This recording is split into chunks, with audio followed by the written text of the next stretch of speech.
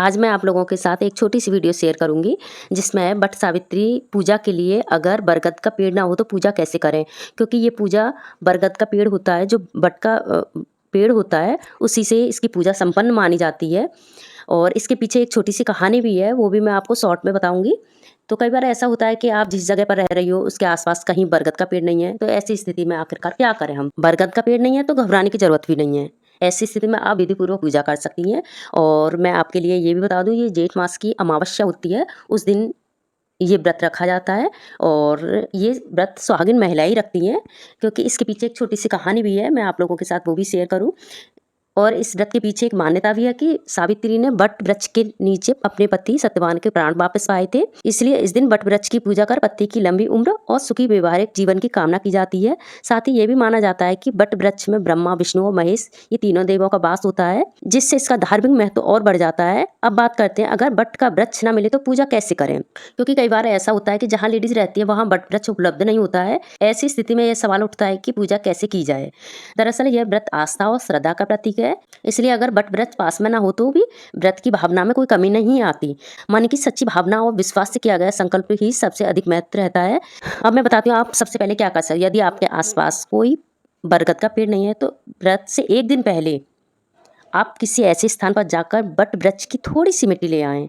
इस मिट्टी को एक साफ स्थान पर रखकर उसके ऊपर सावित्री, सत्यवान और यमराज की छोटी सी मूर्तियां या चित्र स्थापित कर लें। उसी स्थान को पूजा स्थल मनाते हुए पूरे श्रद्धा भाव से पूजा करें। मिट्टी का यह प्रतीकात्मक रूप वट वृक्ष की उपस्थिति के समान ही माना जाता है।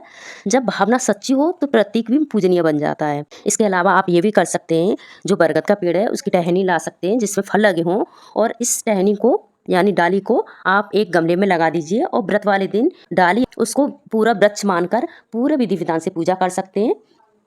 पूजा कर सकते नहीं, पूजा करें। ऐसे में आप उसमें पूरे जो सारे पारंपरिक कर्म उसी डाली के चारों ओर कर सकते हैं, जैसे कि धागा बांधना, पूजा करना, कथा सुनना, परिक्रमा करना, ये सब आप कर सकते हो।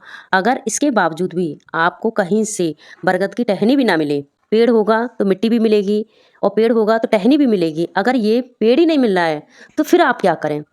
होता है ना कभी, जैसे वट वृक्ष ही नहीं मिल रहा है, ना ही उसकी डाली मिल रही है, ना ही मिट्टी, तो आप क्या करें। तो इसमें आप तुलसी का पौधा लें, क्योंकि तुलसी हमारे हिंदू धर्म में अत्यंत पूजनीय मानी जाती है और हर घर में भी होती है। ऐसी स्थिति में आप तुलसी के पास बैठकर श्रद्धा और विधि के साथ व्रत की पूजा कर सकते हो। वहां पर आप व्रत की कथा सुने, व्रत की भावना को आत्मसात करें और मन से संकल्प लें। इस रूप में भी व्रत पूर्ण माना जाता है। मैं अपनी हर वीडियो में यही कहती हूँ, सबसे महत्वपूर्ण होती है हमारी भावना और श्रद्धा। और ये समझना जरूरी है कि किसी भी पूजा में स्थान या सामग्री से ज्यादा महत्वपूर्ण होती है आपकी श्रद्धा और भावना। यदि आप सच्चे मन से श्रद्धा के साथ व्रत करती हैं तो वट वृक्ष की शारीरिक अनुपस्थिति आपके पुण्य या फल में कोई कमी नहीं लाती। सावित्री ने अपने संकल्प और निष्ठा से यमराज तक को झुका दिया था। उसी भावना से अगर आप व्रत करें तो परिणाम भी उतना ही फलदायी होगा।